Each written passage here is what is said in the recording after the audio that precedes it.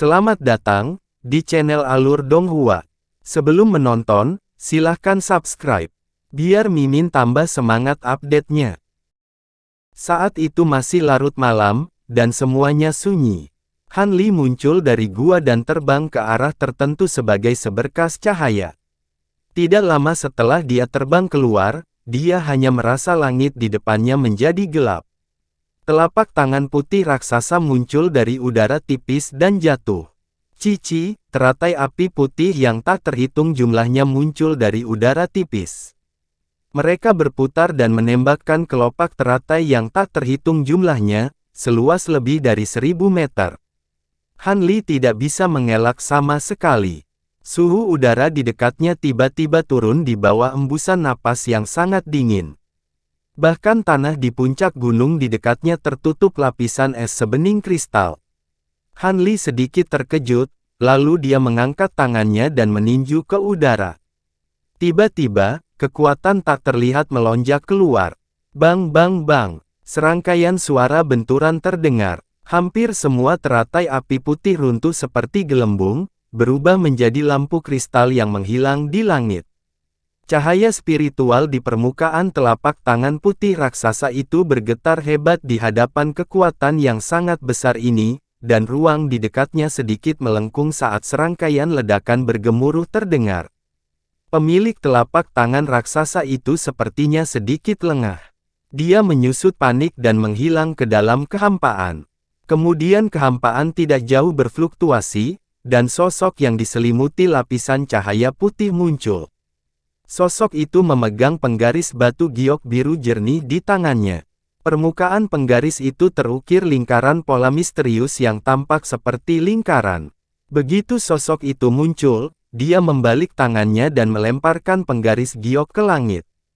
Penggaris berputar dan tumbuh hingga berukuran lebih dari 1000 meter. Pola roh di permukaan menyala secara berurutan, memancarkan kecemerlangan biru yang mempesona. Sosok putih mengangkat satu tangan. Terdengar suara siulan yang keras. Segera, penggaris raksasa itu mengeluarkan suara yang panjang, dan itu menghantam Han Li dengan suara angin dan guntur. Mata Han Li sedikit berkedip. Dia menggerakkan lengan bajunya dan mengulurkan tangannya, meraih udara. Sebelum dia benar-benar meraihnya, sebuah kekuatan besar yang dapat mengembunkan udara melonjak ke arah penggaris raksasa itu. Cahaya spiritual di permukaan penggaris bergetar hebat. Itu berputar di udara dan tidak bisa jatuh. Pada saat ini, pola roh di permukaan penguasa raksasa bersinar terang, dan hantu monster berkepala banteng dan bertubuh naga muncul samar-samar, membuka mulutnya dan mengeluarkan raungan aneh yang terdengar seperti raungan banteng. Penggaris biru raksasa itu berdengung dan bergetar, dan hendak turun lagi. Han Li menyipitkan matanya dan mengaktifkan seni Little Big Dipper Origin. Segera, 5 titik cahaya biru melintas dari dada dan perutnya, samar-samar membentuk gambar biduk. Namun, hanya 5 bintang yang bersinar terang, sedangkan 2 lainnya redup dan redup. 5 jari yang dia ulurkan tiba-tiba menyatu, dan kehampaan di dekatnya tiba-tiba berputar dan bergoyang. Bayangan naga aneh di permukaan penggaris biru besar mengeluarkan ratapan yang menyedihkan, dan bubar dengan ledakan. Rekan Han, aku Sima Jingming. Tolong tunjukkan belas kasihan. Sosok putih itu buru-buru berkata. Begitu dia selesai berbicara, cahaya putih di sekelilingnya menghilang, menampakkan seorang pria berjubah ungu dengan kepala penuh rambut putih. Mata Han Li berkilat, dan dia berhenti mengepalkan tinjunya. Sima Jingming membuat segel tangan secepat kilat, dan penggaris biru raksasa itu menyusut hingga 100 kali ukuran aslinya. Dalam sekejap, itu kembali ke tangannya. Dia mendesah lega. Baru saja, melalui harta roh di tangannya, dia bisa dengan jelas merasakan betapa menakutkannya genggaman pihak lain. Jika dia ragu-ragu bahkan untuk sesaat, dia takut harta itu akan kehilangan banyak spiritualitasnya. Meskipun dia tidak menggunakan kekuatan penuhnya, jelas bahwa pihak lain telah berbelas kasih ketika dia melihat betapa santainya pihak lain menangani serangannya. Apa artinya ini, rekan Sima? Han Li tanpa ekspresi bertanya dengan tangan di belakang punggungnya. Rekan Han, tolong maafin aku. Aku tidak bermaksud menyinggungmu. Aku hanya ingin menguji kekuatanmu yang sebenarnya. Lagi pula, kesepakatan antara Anda dan leluhur tua adalah hal yang sangat penting bagi sekte kami. Saya harus melihat apa yang bisa ditukar dengan tabungan 1 juta tahun sekte itu. Sima Jingning membalik tangannya dan menyingkirkan penggaris giok. Bagaimana perasaanmu sekarang, rekan Taois? Han Li mengangkat alis dengan sedikit senyum di wajahnya. Kekuatan kakak Han jauh lebih kuat dari yang saya harapkan. Mampu mengolah seni asal biduk kecil ke tingkat seperti itu dalam waktu sesingkat itu benar-benar membuka mata saya. Sekte kami juga telah mengembangkan metode kultivasi ini di masa lalu, tetapi sayangnya, mereka hanya berada di level pemula. Sima Jingning menghela nafas dan dengan tulus memuji. Kamu terlalu baik, rekan Taois Sima, jawab Han Li sambil tersenyum. Dia berhenti sejenak dan melanjutkan, adapun catatan yang hilang di paviliun kitab suci sekte Anda, setelah aku selesai dengan urusannya, saya dapat membuat salinannya. Rekan Han terlalu sopan. Sekte kami memiliki salinan catatan yang hilang. Namun, saya harap Anda tidak akan melupakan janji Anda kepada leluhur. Sima Jingning berkata dan menangkupkan tangannya ke arah Han Li. Han Li tentu saja tidak akan kembali pada kata-katanya. Kata Han Li dengan tenang. Bagus, aku lega mendengarnya. Kakak Han tampaknya memiliki sesuatu untuk dilakukan. Aku tidak akan mengganggumu lagi. Sima Jingning menangkupkan tangannya ke arah Han Li lagi. Han Li tidak mengatakan apa-apa lagi. Tubuhnya terbungkus lampu hijau dan dia terbang menjauh. Dalam sekejap mata, dia menghilang tanpa jejak. Alam surgawi beku utara. Gunung hijau yang tingginya lebih dari 1000 kaki diselimuti energi roh yang padat. Di puncak gunung, ada sebuah istana emas megah yang bersinar terang di bawah matahari. Pada saat ini, seorang lelaki tua berjanggut panjang mengenakan jubah ungu emas dan mahkota teratai sedang duduk di kursi kayu cendana merah besar di aula utama. Dia memegang cangkir teh giok sebening kristal di tangannya. Setelah menyesap perlahan, dia mengangkat kepalanya dan menatap orang di depannya. Orang itu tampak berusia 20-an atau 30-an. Dia mengenakan pakaian hitam dan membungkuk dengan hormat kepada lelaki tua itu. Dia berkata, Penatua Abadi Tongsu, junior ini adalah Fang Pan. Hari ini, saya datang untuk meminta Penatua Abadi Tongsu untuk membantu saya menemukan seseorang. Pria tua itu meletakkan cangkir teh di meja samping dan berkata, saya tidak tertarik pada siapa Anda. Namun, Anda harus tahu aturan paviliun Tongsu, bukan? Pemuda berbaju hitam segera mengambil setengah langkah ke depan dan berkata, bunga yang ungu laut void 10.000 tahun, 2 batu mata naga bermata emas bermutu tinggi, dan sebotol air boyang yin. Apakah Penatua Abadi puas? Setelah dia selesai berbicara, 2 kotak ungu yang indah dan botol batu giok putih muncul di depannya. Tutup kotak dan botolnya terbuka sendiri, memperlihatkan isi di dalamnya. Pria tua itu melirik mereka dan matanya berbinar. Dia sedikit mengangguk dan berkata, kamu memiliki ketulusan. Katakan padaku, siapa yang kamu cari? Pemuda berbaju hitam mengerutkan alisnya dan berkata, orang ini adalah musuh yang tangguh yang saya temui di masa lalu. Saya pikir dia telah mati di tangan saya 300 tahun yang lalu. Baru-baru ini, saya mengetahui bahwa dia mungkin masih hidup. Namun, saya tidak tahu di mana dia sekarang. Saya harap Penatua Abadi dapat membantu saya menemukannya. Apakah ada yang berhubungan dengan garis keturunan, rambut, sisik, atau semacamnya? Orang tua itu bertanya. Pemuda berbaju hitam ragu-ragu sejenak. Dia memutar pergelangan tangannya dan mengeluarkan botol porselen putih. Dia menyerahkannya dan berkata, garis keturunan orang ini sedikit istimewa. Ketika saya bertarung dengannya, saya berhasil mendapatkan setetes esensi darah. Penatua abadi, silakan lihat dan lihat apakah itu cocok. Orang tua itu mengambil botol porselen dan mengocoknya. Dia merasa itu cukup berat. Dia membuka tutup botol dan mengendusnya. Ekspresinya langsung berubah. Aneh, aneh. Siapa orang ini? Garis keturunannya mengandung begitu banyak jenis kekuatan spiritual. Penatua abadi Tongsu berseru kaget. Ini, aku tidak akan menyembunyikannya dari Penatua abadi. Orang ini adalah seseorang yang naik dari alam bawah. Dia memiliki berbagai kemampuan magis dan tidak lemah. Aku beruntung bisa mengalahkannya di masa lalu. Pemuda berbaju hitam ragu sejenak sebelum menjawab. Seseorang yang naik dari alam bawah. Lupakan saja, ikutlah denganku. Penatua abadi Tongsu merenung sejenak. Dia berdiri dan berjalan menuju bagian belakang aula dengan satu tangan di belakang punggungnya. Pemuda berbaju hitam mengikutinya mengitari layar pernis emas yang indah di aula. Mereka melewati bagian belakang aula dan tiba di sebuah ruang rahasia. Ruang rahasia itu sangat luas. Lantainya diukir dengan 3 lapis pola melingkar. Jelas bahwa itu adalah semacam pola susunan yang sangat rumit. Tidak ada meja atau kursi di ruangan itu. Hanya ada guci perunggu besar di tengahnya. Guci itu tingginya sekitar 3 kaki.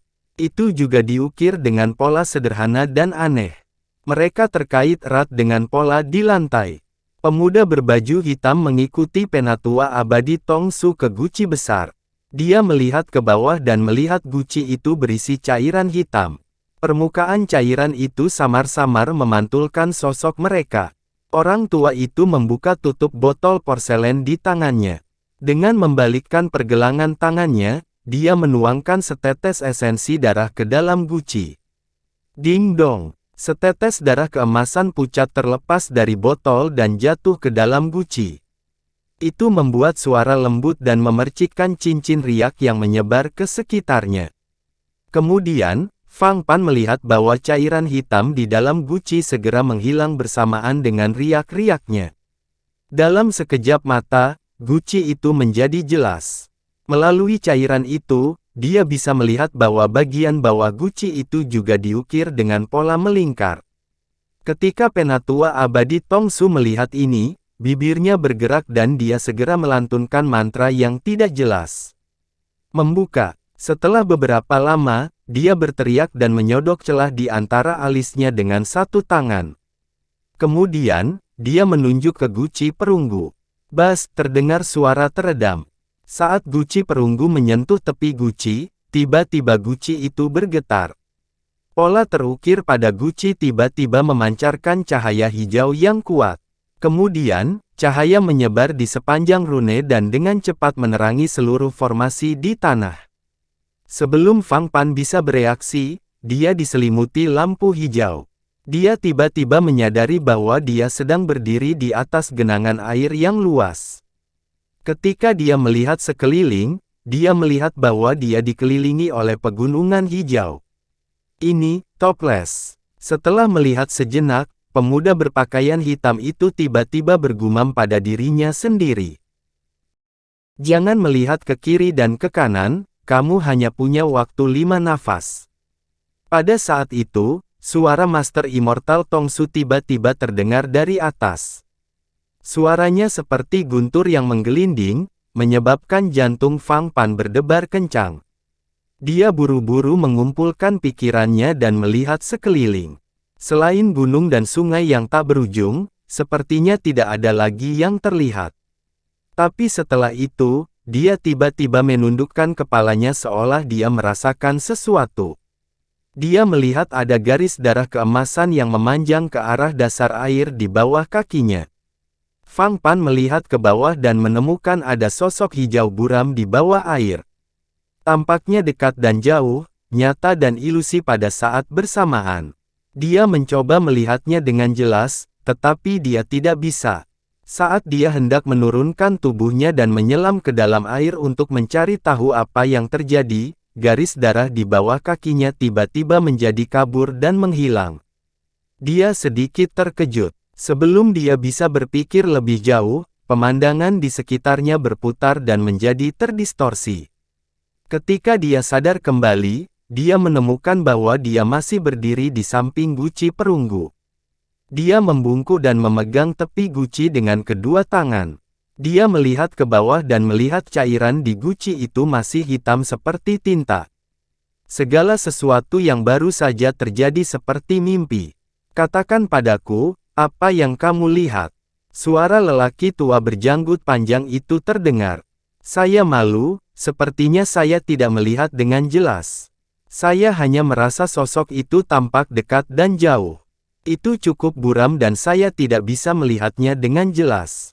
Pemuda berjubah hitam menggelengkan kepalanya dan menceritakan apa yang telah dilihatnya. Seperti kata pepatah, mereka yang terlibat dekat tidak bisa melihat dengan jelas. Alasan mengapa guci rahasia surgawi seperti ini adalah karena pemilik esensi darah tidak berada di alam surgawi beku utara. Dia berada di alam rahasia di alam surgawi, atau di alam kecil yang lebih rendah langsung di bawah alam surgawi, kata Master Immortal Tongsu setelah berpikir sejenak. Master Immortal, dapatkah Anda memastikan lebih lanjut di alam rahasia atau alam rendah mana orang itu berada? Fang Pan bertanya, konyol, apakah menurut Anda alam surgawi sama dengan alam kecil itu? Tidak ada tanda dan Anda dapat dengan mudah menemukan seseorang hanya dengan setetes esensi darah. Tuan Immortal Tongsu mendengus dingin dan berkata dengan sedikit ketidaksenangan. Fang Pan buru-buru menangkupkan tangannya dan berkata, aku tidak sopan, tolong jangan salahkan aku. Sesaat kemudian, di luar puncak Gunung Hijau, Fang Pan berdiri di udara dengan tangan di belakang punggung. Matanya dingin dan ekspresinya tidak pasti. Bahkan jika kamu lari ke ujung bumi, aku masih akan mencabik-cabikmu. Saat dia berbicara, dia mengulurkan tangan ke pinggangnya dan mengeluarkan susunan diskomunikasi. Dia melantunkan beberapa mantra, lalu dia menunjuk Glabella dengan satu tangan dan menariknya keluar. Tirai tipis muncul di telapak tangannya. Pemuda jangkung muncul di layar. Dia mengenakan jubah hijau dan memiliki wajah biasa. Saat Fang Pan melambaikan tangannya, layar cahaya kabur dan menyusut sebelum terbang ke diskomunikasi dan menghilang. Beberapa hari kemudian, di lembah yang dalam di barat Laut Toyokuni, lembah itu dipenuhi kabut gunung yang tebal. Dari waktu ke waktu, suara gemuruh ledakan dan benturan alat sihir terdengar dari kabut tebal. Tiba-tiba, disertai dengan dentuman yang menggelegar, kabut terbuka, dan lampu pelarian hijau terbang keluar dari dalam. Di dalam cahaya ada seorang gadis muda berjubah hijau dengan 3 token giok hijau bercahaya melayang di sekelilingnya. Mereka berterbangan di sekelilingnya, dan dia berdiri di atas pesawat giok hijau tua. Gadis muda itu cerah dan cantik. Itu adalah Liu Leer. Sebelum dia terbang jauh, kabut tebal di lembah bergulung dengan keras. 5 lampu pelarian terbang keluar dari dalam dan mengejarnya. Aura lampu pelarian sangat luar biasa. Mereka semua adalah kultivator tahap jiwa baru lahir. Meskipun Liu Leer mengemudikan kok di bawah kakinya dengan seluruh kekuatannya, kecepatannya masih sedikit lebih lambat dari orang-orang di belakangnya. Dalam waktu kurang dari 30 menit, jarak antara kedua belah pihak kurang dari 300 kaki. Siapa kalian? Kenapa kalian mengejarku seperti ini? Liu Leer memberi isyarat, dan lampu pelarian segera berhenti. Dia berteriak di belakang. Garis pertama cahaya hitam tersendat, dan seorang pria kekar dengan janggut keriting muncul. Dia melirik pesawat harta terbang di bawah kaki wanita muda itu, dan tidak berusaha menyembunyikan keserakahan di matanya saat dia terkekeh. Hehe, jangan tanya apa yang seharusnya tidak kamu tanyakan. Jika Anda tahu apa yang baik untuk Anda, pasrahlah dengan patuh dan Anda dapat menghindari rasa sakit fisik. 4 lampu pelarian lainnya juga terbelah menjadi 2 dan menggambar 2 busur. Mereka mengapit Liu Leer dari sisi kiri dan kanan dan mengepungnya. Lampu pelarian memudar, dan 4 sosok muncul. Mereka adalah seorang lelaki tua berwajah merah, seorang wanita muda berjubah ungu, dan dua pemuda berjubah hitam. Mereka tampak persis sama, sepertinya kembar. Begitu banyak orang mengintimidasi yang lemah. Apa menurutmu murid-murid sekte Leng Yan mudah diintimidasi? Liu Leer menatap mereka dengan dingin dan berkata, seorang kultivator formasi inti kecil. Kamu benar-benar sombong. Rasakan kekuatan orang tua ini. Pria tua berwajah merah itu berteriak dan mengguncang lengan bajunya. Cahaya merah menyala dan cincin merah keluar dari tangannya. Itu berubah menjadi bayangan merah dan berguling ke arah Liu Leer. Selain pria berjanggut, tiga lainnya juga mengambil harta karun. Di bawah kendali mantra, itu berubah menjadi tiga serangan sihir berwarna berbeda dan menyerang dari tiga arah berbeda. Wajah cantik Liu Leer membeku, tapi dia sudah siap. Dia melambaikan tangannya dan menggumamkan mantra.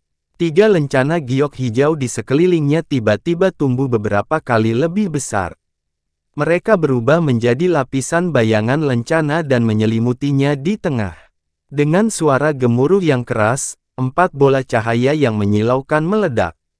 Bayangan lencana hijau menyala dengan liar dan menghasilkan serangkaian suara retak. Cahaya spiritual di permukaan meredup lebih dari setengahnya, tetapi masih mampu menahan serangan keempat orang itu. Ini mengejutkan mereka berlima, termasuk pria besar berkumis keriting. Kita tidak bisa lama-lama di sini. Kita harus menyelesaikan pertempuran dengan cepat. Hati-hati jangan sampai menyakiti wanita ini.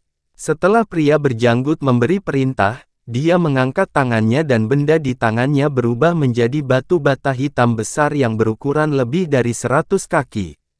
Dia juga bergabung dalam pertempuran. Di bawah serangan bersama dari 5 kultivator Nas Chainsaw, cahaya di permukaan lencana hijau dengan cepat meredup. Akibatnya, tepat sebelum bayangan lencana runtuh, Liu Leer dengan tenang mengangkat tangannya dan memanggil harta sihir sutra putih dengan cahaya spiritual yang tersisa, sepertinya tidak lebih rendah dari lencana giok hijau sebelumnya. Sutra putih dengan lembut melilit kepala wanita itu, dan cahaya spiritual berkelebat saat lapisan cahaya putih murni muncul. Riak putih berkembang biak ke segala arah, menyelimuti tubuh wanita itu sekali lagi, dan dia menjadi tidak jelas. Pria berjanggut dan yang lainnya terkejut dan marah. Mereka jelas tidak mengharapkan kultivator formasi inti memiliki begitu banyak harta sihir tingkat tinggi. Namun, itu jelas bukan pertama kalinya mereka bergabung. Mereka semua secara bersamaan meningkatkan intensitas kekuatan sihirnya. Gemuruh terdengar di mana-mana. Cahaya putih itu tiba-tiba bergetar hebat, tapi tidak ada tanda-tanda akan pecah untuk beberapa saat. Liu Leer dikelilingi oleh cahaya putih. Setelah dia buru-buru mengambil pil, tangannya dengan cepat membentuk gerakan mantra. Namun, wajah kecilnya tegang dan hatinya sangat gugup. Ini adalah pertama kalinya dia harus menghadapi beberapa musuh dengan kultivasi yang jauh lebih tinggi darinya. Lagi pula, dia hanya mampu membunuh kultivator transformasi Dewa Jiaren dengan mengandalkan Flame Essence bertiang Han Li gunakan metode khusus untuk disegel di tubuhnya. Jika dia tidak meminum pil pemutih roh yang meningkatkan kekuatan sihirnya untuk sementara, mustahil baginya untuk membunuh Jiaren dalam satu serangan. Alasan dia bisa bertahan sampai sekarang adalah karena harta ajaib dan pil roh yang diberikan Han Li sebelum dia pergi. Meski begitu, situasinya menjadi semakin tidak menguntungkan.